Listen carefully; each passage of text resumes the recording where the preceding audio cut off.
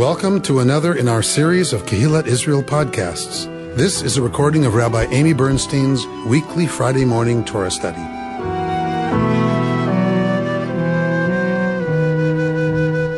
We are in Parashat Terumah, which begins at Exodus 25, verse 1.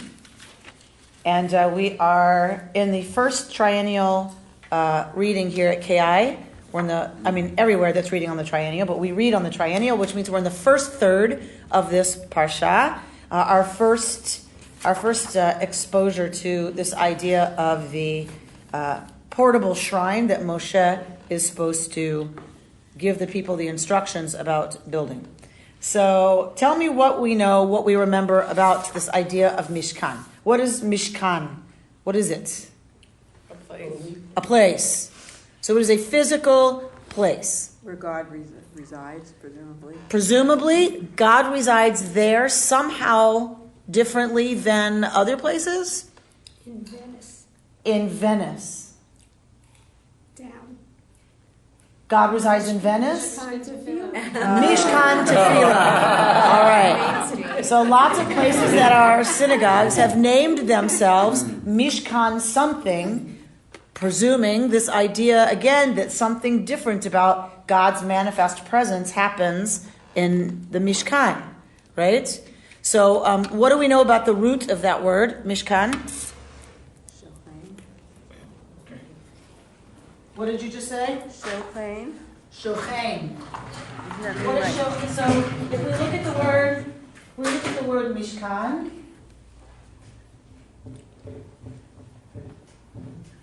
right? So we're going to be looking for our root. So already we know that there's some attachment to the word shochain, okay? So if we take that, if we drop the vowel, right, if we go right to the three-letter root, remember Hebrew's based on three-letter roots. And my printing's terrible. All right, so shin, chaf, nun. So now we're getting the association. This is the beauty of Hebrew. Perfect. So as soon as you see three letters, you start to run through your file index in your brain of what sounds like shechana. What has the shechana sound? Shechina? Shulchan. That's a chet, not a chaf, but it's the same sound. It's good. What did you say? I said Shekhinah. Shekhinah. Right? All right, so then we got to go, all right, well, all those words derive then from shin, chaf, nun. What does this word mean? Anybody know? What does this root have to do with? Rabbi Waxman. Indwelling. Presence? Yeah. Has something to do with dwell. Shchuna is neighborhood. Right? A shochen in Yiddish. A shochen. In Yiddish, yeah. Okay? It's your neighbor. Right? Because it has to do with proximity of dwelling. Shchuna, being neighborhood, is an area in which everyone dwells. Right? All right. So Shekhinah, what is Shekhinah? God's presence that dwells among us. So Shekhinah, we've heard this word a lot. So something about God. I'm going to leave off presence. Isn't the female name? The feminine. It is feminine. That hey at the end lets us know that it's feminine, right? So something about God and something about what? Being with us. Something about dwelling. All right. So in this case, this is an indicator about something about the nature of the divine that's different in some ta'am, in some flavor, in some tiny taste way, different from other flavors of God, of the divine. God forbid we should suggest they're not all one, but certainly we have different tastes when we use different names for God. And for the rabbis, Shekhinah is about that experience of God rather than the awesome, out there, cosmic, earth-shattering, shaking, on fire, thunder, lightning God, right? Instead of that experience, this experience for the rabbis is about the God that dwells in us, in humanity, in the world, in the universe. There's this sense of the interiority of the God experience, whether you're talking about meaning in the world instead of hugely beyond it. So this idea of God dwelling within among us. So the Mishkan becomes final nun, right? The Mishkan then is what? The dwelling place. The dwelling place.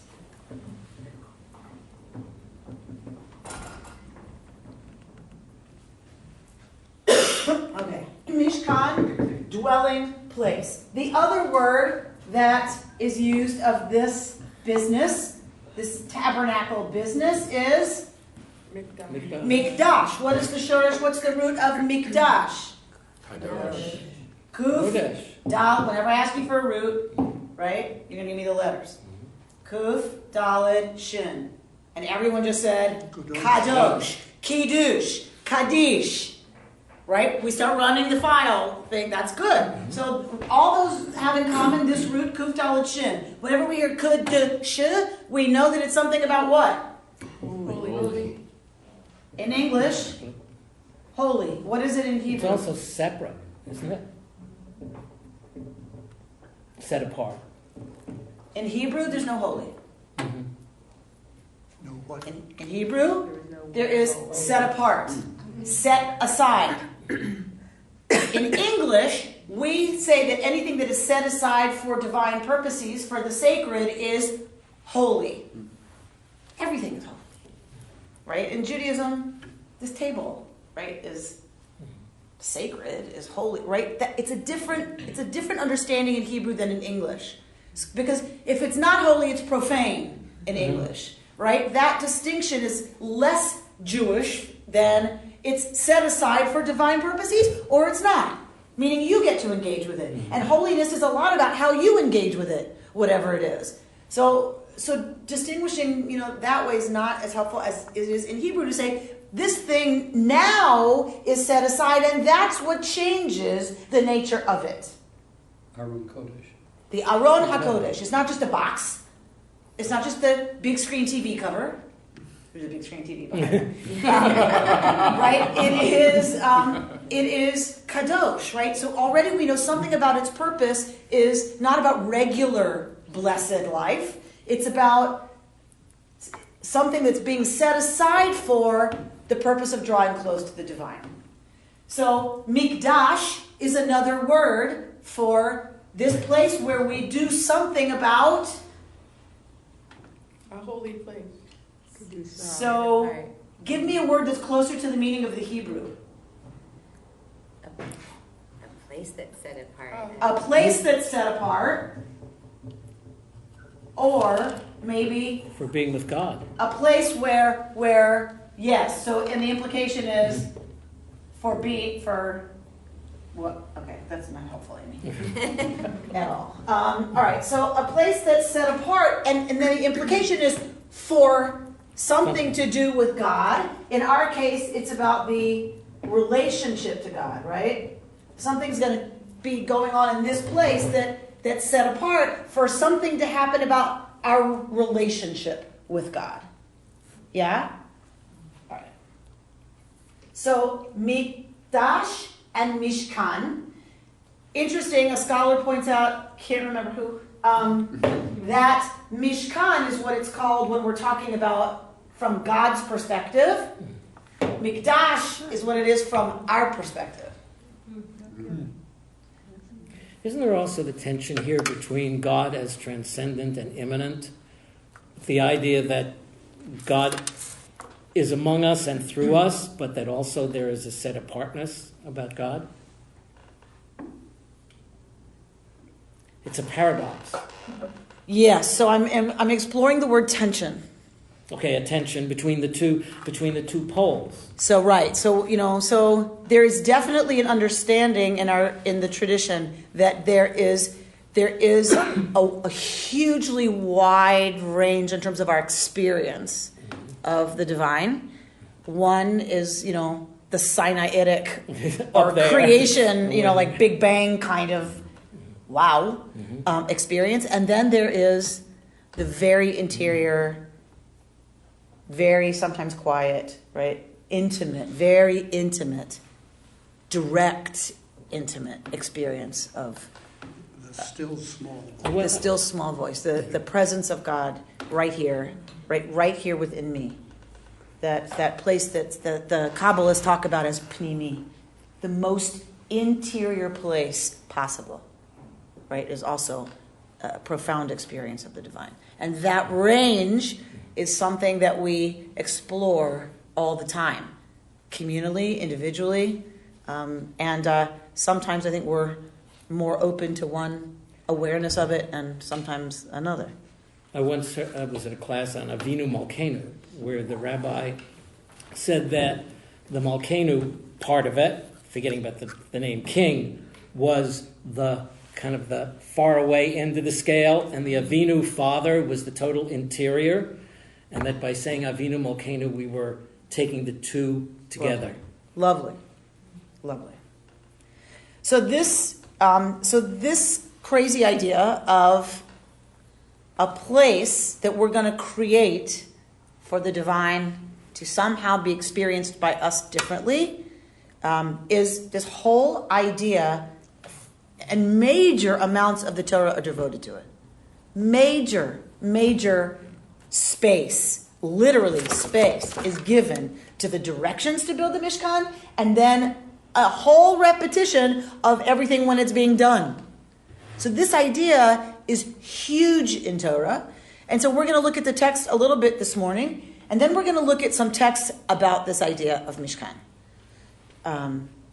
It seems to me that Reconstructionism is totally against this whole idea of a place. I thought God is throughout the world. There's no one place where God would be found. Okay. So, first, as I say so all the time. This idea that God is in a place somehow differently than in every other place, it's not Reconstructionism that is the first part of our tradition to struggle with what the heck that's supposed to mean.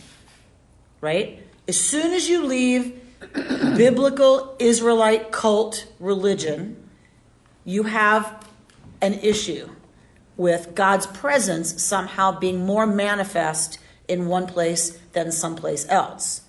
In biblical Israel, it would have been normative to understand God's presence being a bit more concentrated in one place than another place. Gods were very much a part of the place that gave rise to that God idea. Gods were tied to place.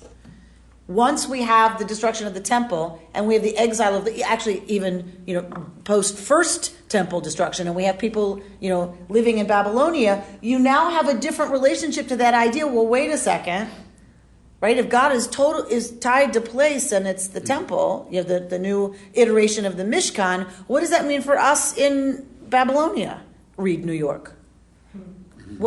And so there's a real struggle with, wait, what? Right? So it never entirely leaves the people, because which way do we face when we pray? East. Isn't God north? Isn't God west? Like what? God certainly south. So, Well, we're facing each other. See, we face east here. But actually everybody faces Jerusalem. So in fact, we're facing each other. So this orientation towards Jerusalem, we've maintained that remnant of an understanding that there's something there that is different. So I think what we would say today is that it's not God who is any different in that place than this place, but we who are different. I ask this about Aaron's age all the time.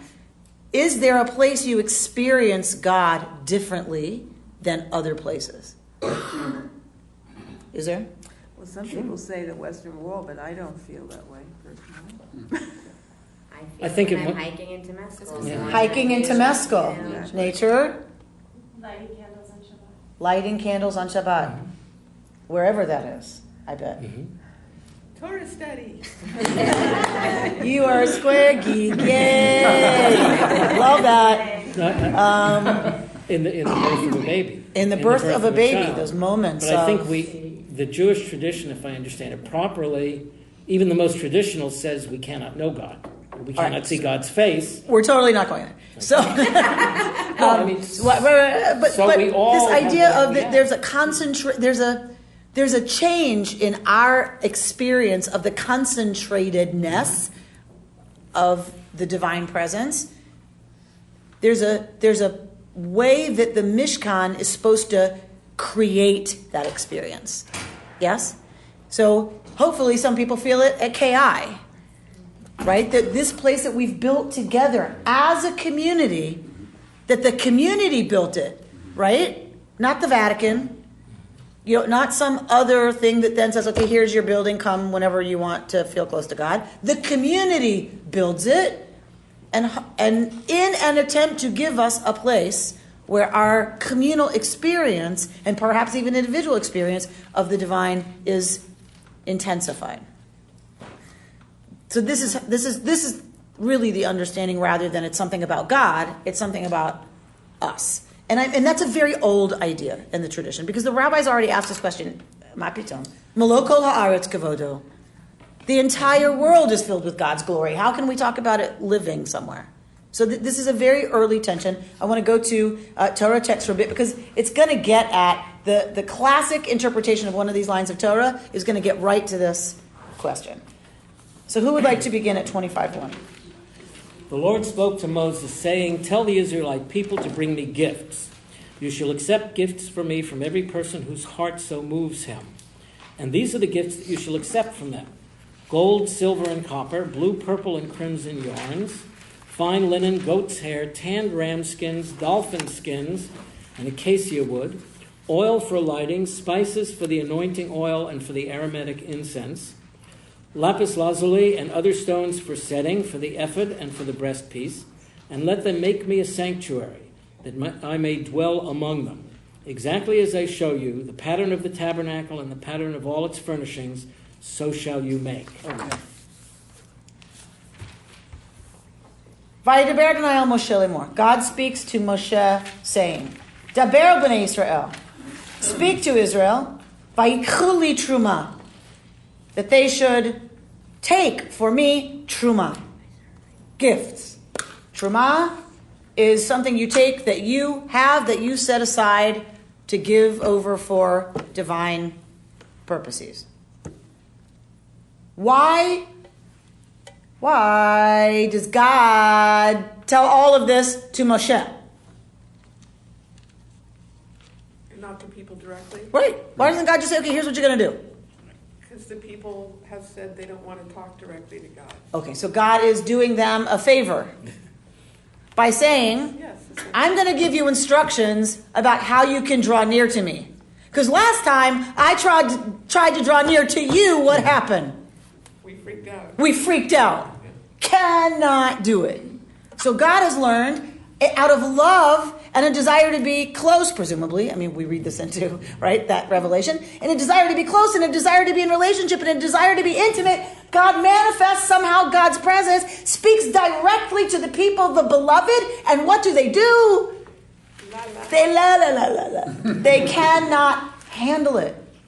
They can't handle the intimacy, the immediacy, presumably the overwhelming experience of being that close in relationship, that direct an experience of the divine. Can't handle it. So, out of, again, presumably, love, God withdraws a little bit, right? And talks to Moshe and says, okay, we're going to set up date night.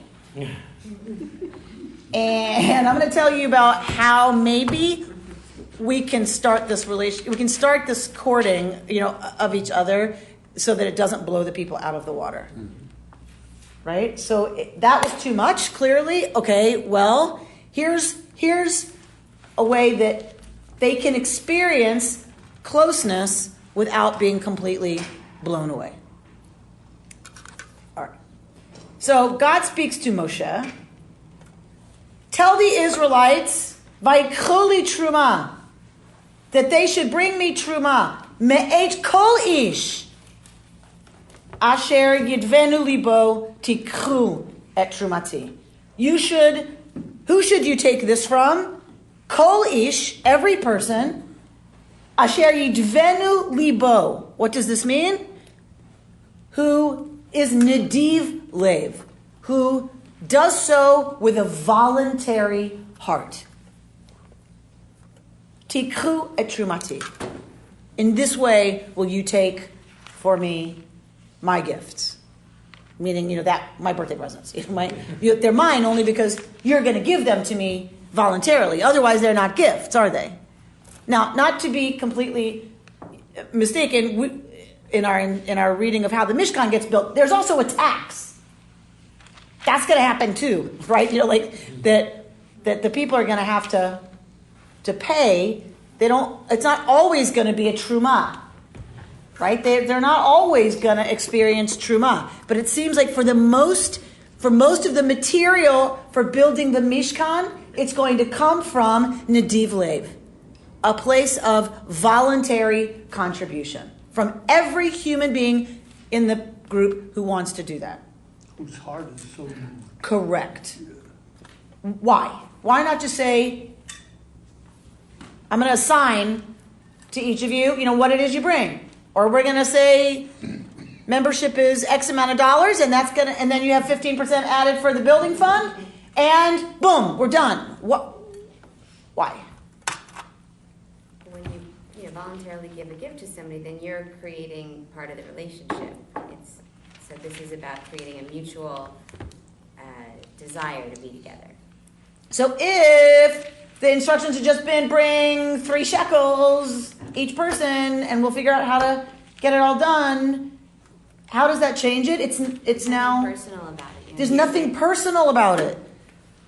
When I go to the Mishkan, I, like everybody else, have 3 shekels in there. Okay, well that would be personal though. If everybody had to give something, it'd be personal. There's my 3 shekels right there. But it's not mutual. It's a command to do it. Okay, I have to do it. Aha.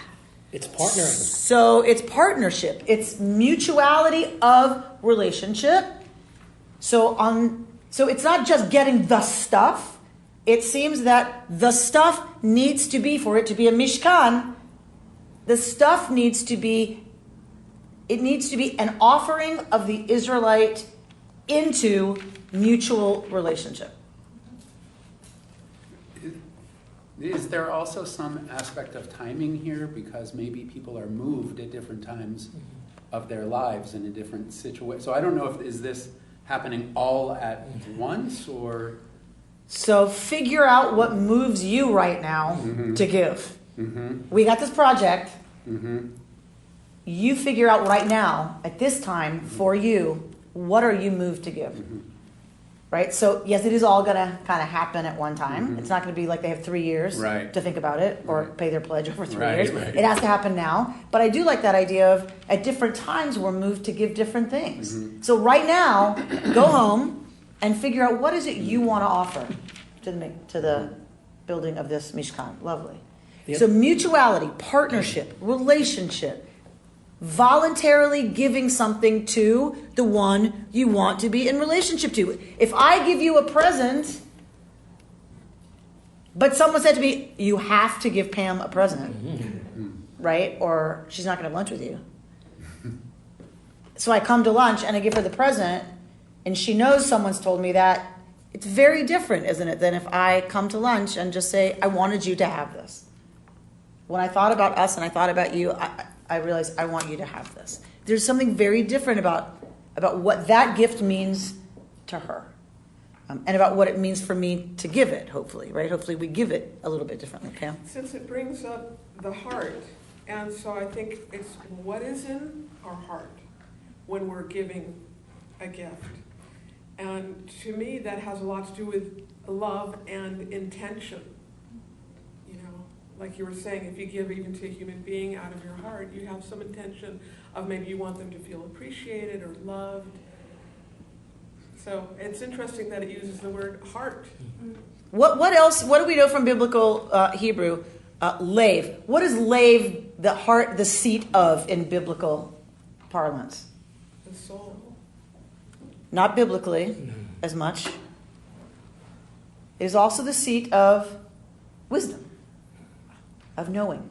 When you know something in the ancient world, in the ancient Near East, you knew it here, right? It's later that we switched to knowing everything from here, right? This is the place of da'at. This is the place of getting it, of discernment, of wisdom. And for me, I love what you just said because it ties into why it's not the brain.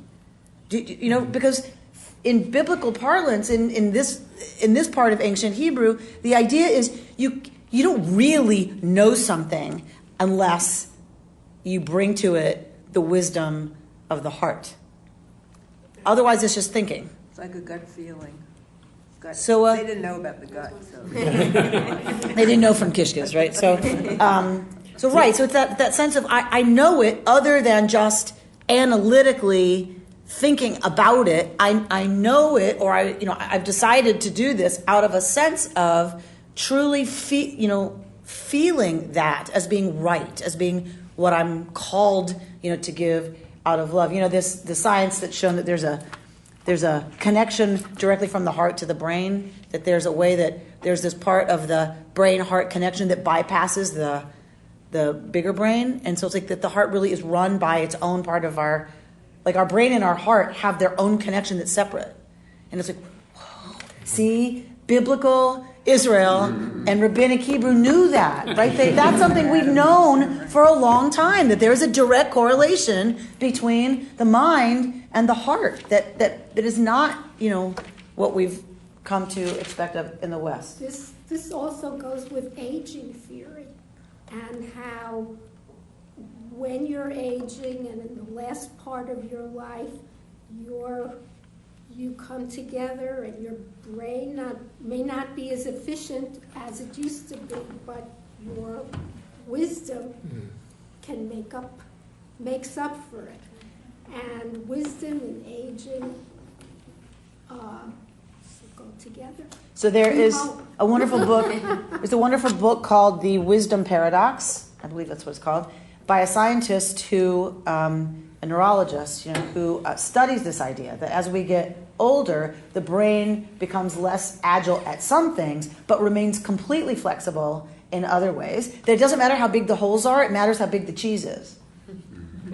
Right? The same amount of holes can be there. It's about how big how much cheese there is, and that what happens is, as we age, as we live, as we get good at this art of living, we become what he calls effortless experts at certain things, right? So that we don't have to work as hard. We don't have to think as much. We somehow know these patterns. There's also a book called From Aging to Saging. Famous in our circles. Yes. Famous in our circles. From aging to saging, right? This idea of we become elders and wise in a way that is not about thinking, right? And not about the efficiency of, let's say, working memory, which is what so much of thinking is what we think about it being in the West. There's an interesting aspect to this. If none of the Israelites were moved in their heart, no, really, there would not be a Mishkan, and there is only a Mishkan to the extent that they are moved, which is exactly the situation with synagogues today. That is exactly right. And then the Mishkan, metaphorically, you say, where does God dwell? God dwells where we love, and where we let God. Where we let God in. Lovely. Someone said, God, where is God? God is where you let God in. All right, very Hasidic. Yes. Right? The famous Hasidic. What is that? Where does God live? God lives wherever we allow God in. I forgot who Me was too. it? Who's that? The Kutzker Rebbe. Of course. When in doubt, probably the Kutzker. All right, so V'zot ha-truma asher tikchu meitam. Right, and so this is the truma that you will take from them. Right, what are we looking for? We're looking for gold, silver, unechoshet, and copper, because you need metals. We're going to need precious metals in order to have this idea of Mishkan that's going to get communicated to Moshe. Tchelet v'argaman, blue and purple. There, you could read a whole bunch of literature and scholarly research, people's PhDs on argaman. What is this? Is it a mixture of blue and red that reads as purple? Male and female, and that come together to make this color that's about the fusion of both, whatever. But tola'at shani v'shesh v'izim. So we're getting these terms that people spend a lot of time trying to unpack, because some of them don't seem to make a lot of sense. Some of them we only see in the tabernacle, so we don't know what they are outside of that, right? There's no other reference point for us to know what they are. So we get all this tanned ram skins, dolphin skins, and acacia wood. Probably, yes, it's not a dolphin as we think of dolphin. That would make a terrible lot of sense. In the middle of the desert. In the middle of the desert, right? How do you even get one? Whatever. So oil for lighting, spices for the anointing oil, and for the aromatic incense. Remember, incense is precious, right? These are very expensive things. Lapis lazuli and other stones for setting for the ephod and for the breastpiece. So we get the initial list. There's going to be a lot more, right, that's going to be needed. But here's kind of the initial list of most folks should be able to contribute something of one of these. Where did they get it? Some of them from the Egyptians. Some of them from the Egyptians. The jewelry. Right? That they borrowed. That they borrowed. Right? The way one borrows a Kleenex. Right? So, yes, that they borrowed. Remember, the Egyptians were going to be disposed favorably to the people. So the gifts that the Egyptians gave to them, right? Because their hearts were steered to give them. Very different from how the Israelites are supposed to give them, yes? Right? So the Egyptians gave stuff to the Israelites, but it was made very clear in our text that they would be disposed to do that, presumably by God. Right? That there's a coercion flavor to that is completely antithetical to what we see here. That same jewelry that someone was kind of coerced into giving you must give with an absolutely open and free, voluntary heart. All right. Now here we come to the famous verse of Torah. Verse 8. And let them make me a sanctuary, that I may dwell among them. Thank you, Reuben. Ve'asu li mikdash. And they will make for me now we're using this term, mikdash. Right?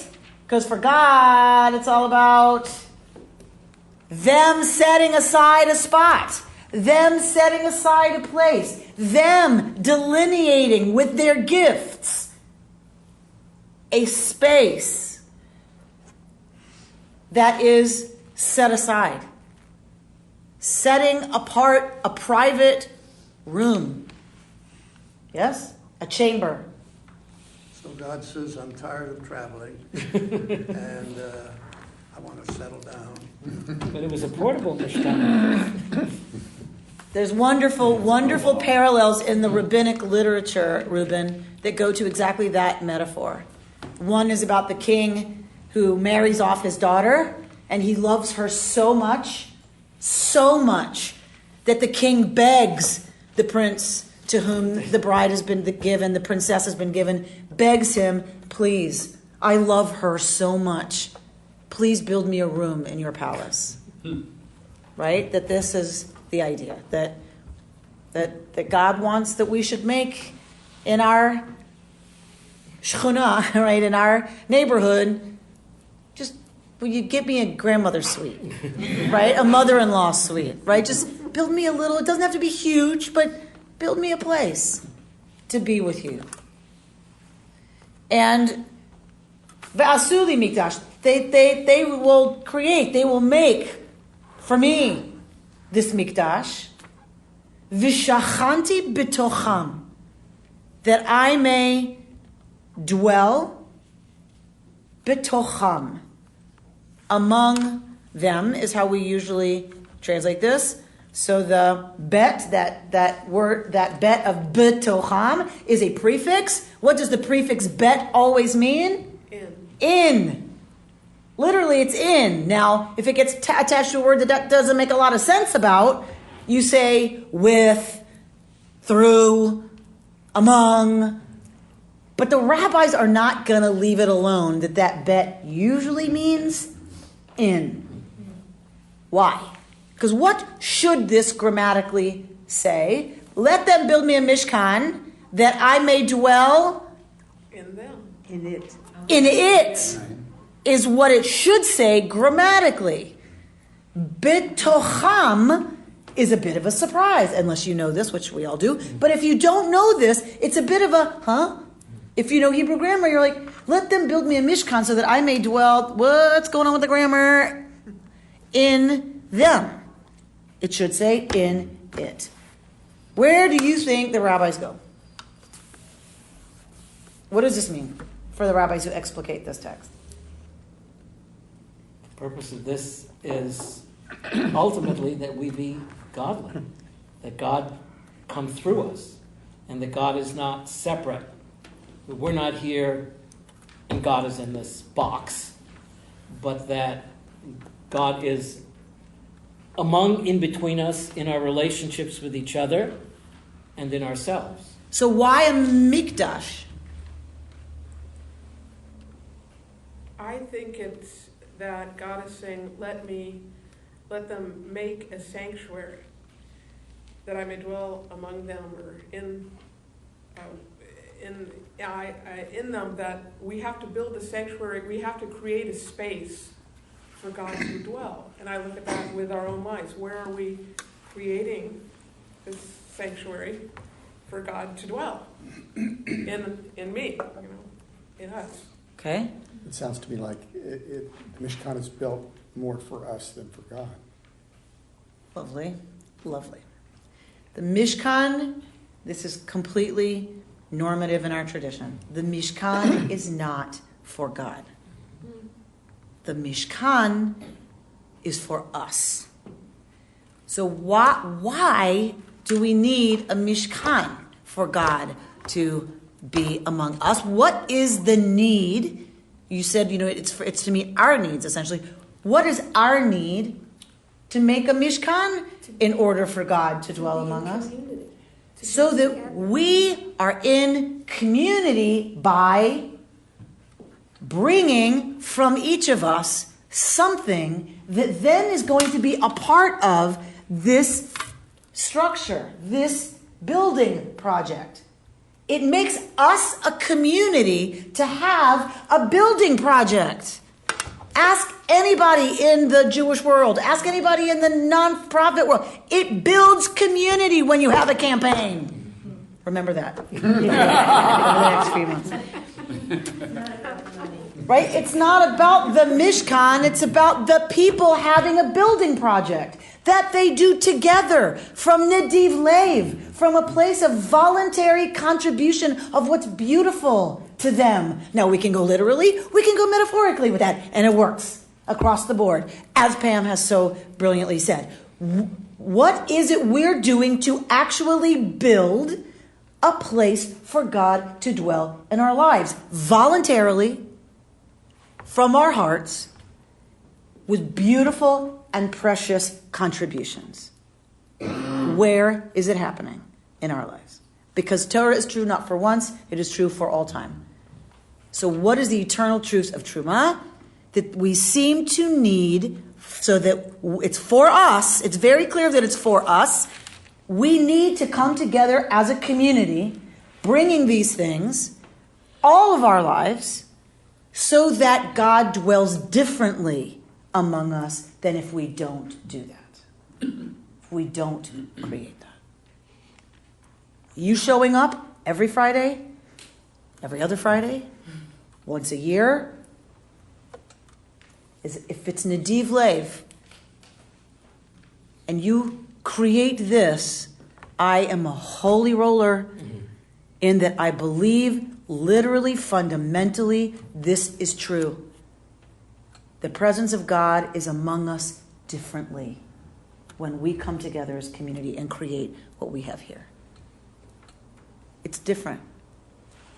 It's intensified, it's concentrated, and it's for us. It changes us. Because when we are changed in that way, where are we going to go with this? Of course. We have a different impact on the world around us, on the human community, on the planet that we share with other creatures. We're moved to act out there the rest of the time differently because of this. Because in that way we have created a space within each one of us, because I love this commentary that I studied on the word betocham, because it could say that I may dwell in it, meaning the Mishkan. It also could say that I may dwell in it, meaning in the people. It doesn't. Am is also masculine singular. Nation. That I may dwell in it, meaning the community. It doesn't say that. It says that I may dwell among them, not it, the community. What is that getting at? People. That I may dwell in each one of the people, because only if I dwell in each one of the people differently do you become an Am Kadosh. Do you become a nation, a unified people? God's presence can't dwell differently just in the people. Right? It has to be betocham, in each of them, individually. That's what then creates a people that is together, that then can go out and have that major impact when you put all of that momentum behind whatever it is we choose to do with that. But it has to start with every single one of us figuring out where are we building the Mishkan for God in our lives. Bringing your son to Torah study the Friday of his bar mitzvah, for example, is creating that space for the divine to dwell in your simcha, in your amazingly joyful occasion differently.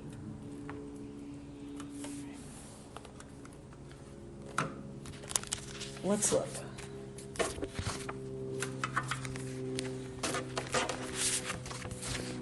Let's look at some texts on this idea.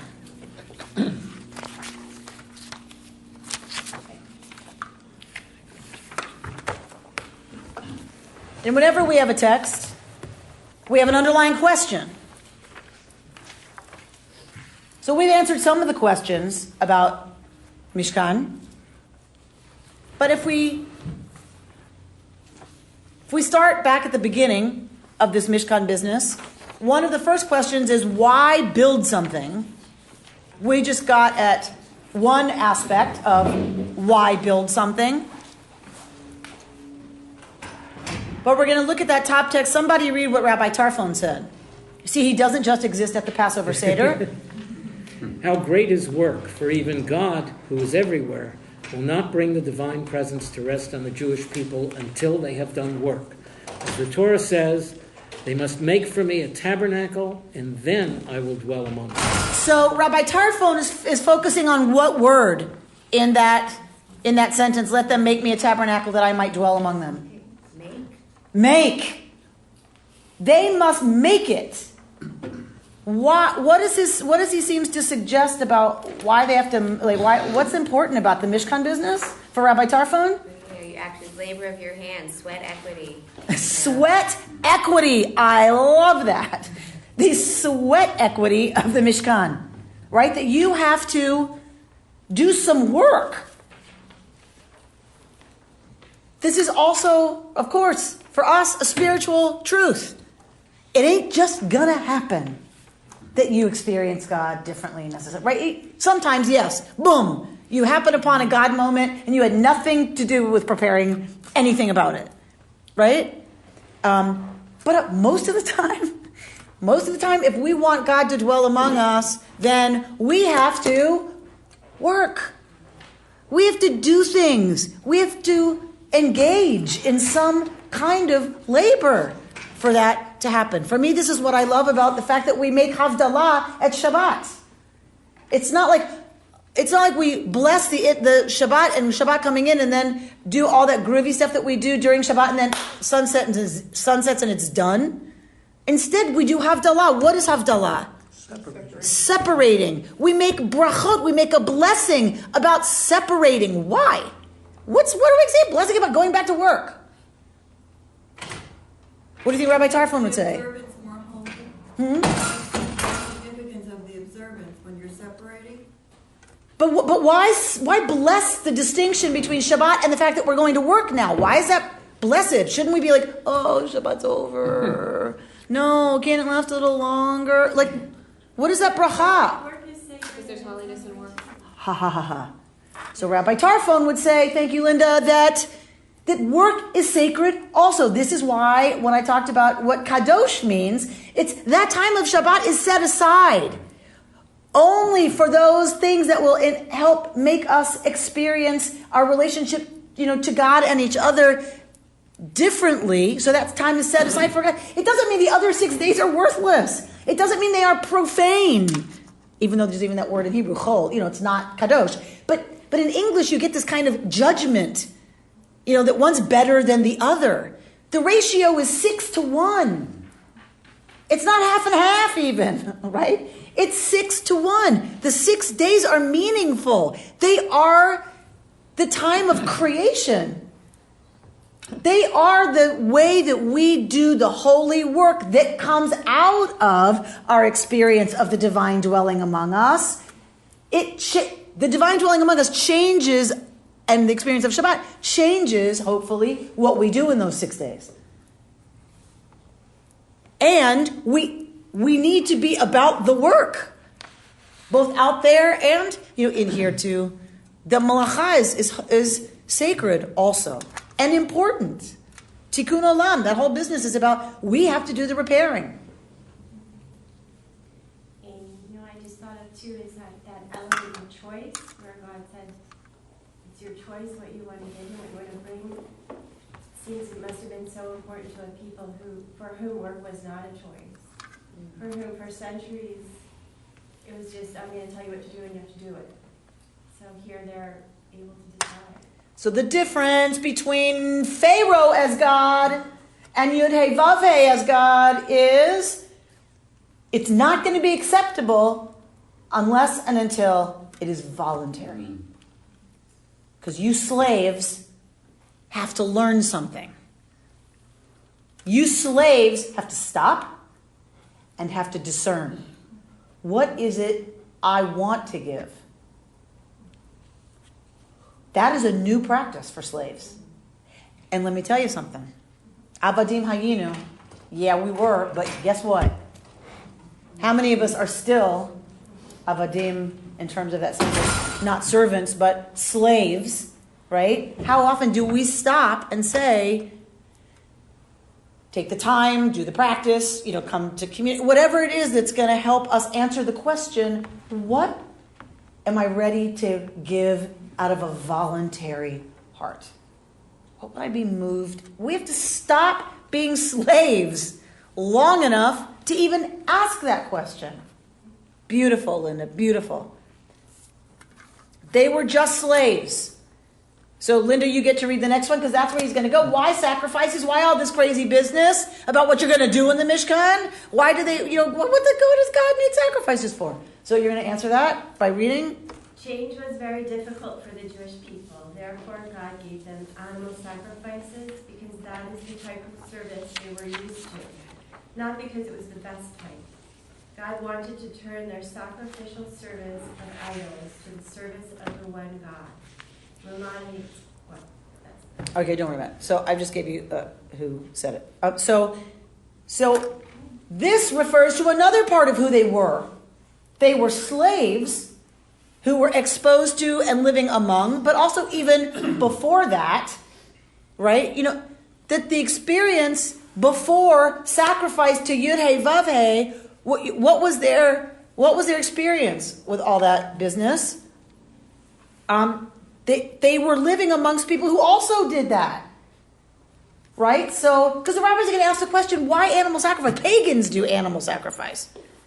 They were all doing animal sacrifice. Why wouldn't God come up with some brand new, way better thing for the Israelites to do than that animal sacrifice business that all of the pagans do. As they say in Israel today, Maronim Paganim. Why? So this is the answer of Rabbi Moshe ben Maimon. Tell me.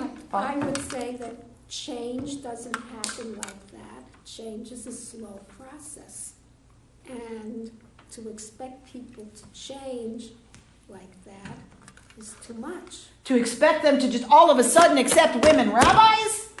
Too much. Would be crazy. Too much. Too much. It takes time. It takes a while for people to change what's gonna allow them to be a new vehicle for being in relationship to divine service, to the divine. Because otherwise, if you just change it, it's so jarring. It's the change they focus on, not what the change is supposed to be getting at, which is being a vehicle for them having a relationship with the divine, right? And experiencing the divine. I guess I read somebody who described the birth of new religions said you always have to keep a little bit of the old. I mean, Christianity had a Sabbath, a different Sabbath, but there was a Sabbath nonetheless. So every religion that starts from another religion has to keep some of the old, otherwise it's too dry. If you want paganim, if you want pagans celebrating your business in December instead of solstice, you better give them a tree. Right?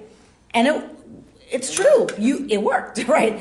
As long as I can have the tree, I'm good. Because that's what I'm attached to right now is the tree. That's what means winter. That's what means hope. That's what means the return of the light. That's what indicates to me we have a reason to believe it's all going to be okay and we're going to celebrate that. It's the tree. It takes a long time to revalue, to reconstruct what the tree means. Or what it's trying to point us to. Constantine borrowed this concept when he took a pagan holiday and he wanted the people to celebrate Christ's birthday. He said the birthday was in December when they were already celebrating the pagan holiday in December. And people say that, assuming Christ existed, he was born in the spring, not December. So this has been going on for a long time. Exactly. Exactly right. Exactly right. Okay. Let's read the next one. Somebody read the next one. How are we doing on time? Am I over already? It's 10:30. I love you, Ruben. I love you too. Are we at 11? Not yet. All right. I love this. We're going to skip the one in the middle because I kind of covered it a little bit. And the next one says, you see where it says the Hebrew term nadiv, right? We talked about nadiv lev. So we're going to go to that shoresh. All these commentaries, a lot of them go back to this idea of the three-letter root. N-d-v. Nun, dalid, vet. This word suggests not so much the office or status of a noble, because this word can also mean, it does go to nobility. But rather the characteristic of nobility. It is linked to the term for generosity, nidava, a free will offering, or nadiv lev, one whose heart moves him or her to contribute. Here the idea of nobility is bound up with what noble people do. They're generous. It's not about station, but about behavior and character. Why do I like that? That this word becomes the word for nobility? Is that's another thing, I think, the people bringing something, that nadiv lev, right? It dignifies them. They've been slaves. They had nothing. And they certainly didn't get to decide not only what they did, but what they did with what they had. And that there is a dignity. There was a nobility that comes from giving of what one has, right? For that purpose of building this Mishkan. Here at KI, we always tell people, you will never be turned away because of an inability to pay dues. Never. What can you pay? We don't say, forget it, okay, so you won't pay dues. We say, what can you pay? Even for somebody who's really struggling. Why? There is a dignity in giving $5 a month, $2 a month. There is a dignity that comes from contributing what one can, that I think is really important for us to remember. I think the flip side also is true, that to see everybody as being able to give and not to see, oh, well, some people can't, they're of a lesser ability. When I taught at a school that was, everybody lived in a housing project, a poor school, there was a food drive. And it struck me then that I was not thinking of these kids as being able to give. But their being able to bring a can of something gave them that dignity, that they were helping other people and they were not themselves to be pitied or not, able to participate in that. That they are not without agency. Mm-hmm. And there was a power that they could help other people as well, that they were not needing to receive. Everybody could help. Everybody could participate. So we're going to drop down to the very bottom of the page, to the words of Rabbi Jonathan Sachs. Rabbi, I just wanted to say Nadova is also the Yiddish Nadova. It's there in Yiddish as well. It carries over. Lovely, thank you. There's also an important message about the Exodus, meaning in this building project. The culmination of the Exodus is not the crossing of the sea, and not even the revelation of the Torah. The culmination of the Exodus is the building of the Mishkan, in the empowerment, thank you, Laura, of the powerless to be noble, to be generous, to contribute. That we tend to see Sinai as the pinnacle of the Jewish experience. And then it's like, I know we have all of this. The ring shall be, and there shall be 3 cubits high. That it's this big drop-off. It's this big, anticlimax after Sinai. And it's Sinai that we continue to talk about all the time as Sinai happens every day. Sinai happens at every moment. God's always calling. Are we responding? Right? This is the whole thing. And I love this by Rabbi Sachs, that is not the pinnacle of the experience. That's not the point of the Exodus.